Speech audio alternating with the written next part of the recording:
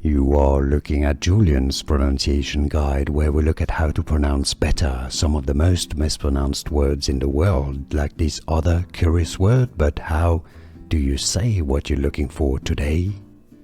We are looking at how to pronounce this word and more confusing vocabulary. Stay tuned to the channel to learn more. In British English, it's said as theatre,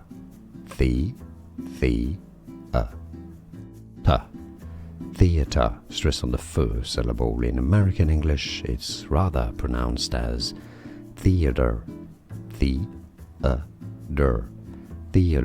You could almost consider that the second syllable, especially in American English, is silent. Some simply skip it and say theater,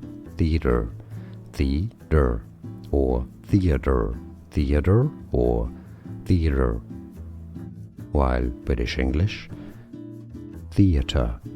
And now you know. Could you hear the difference? Like this video if you found it useful. Let me know in the comments what you thought. More videos for you here to learn more. Thanks for watching.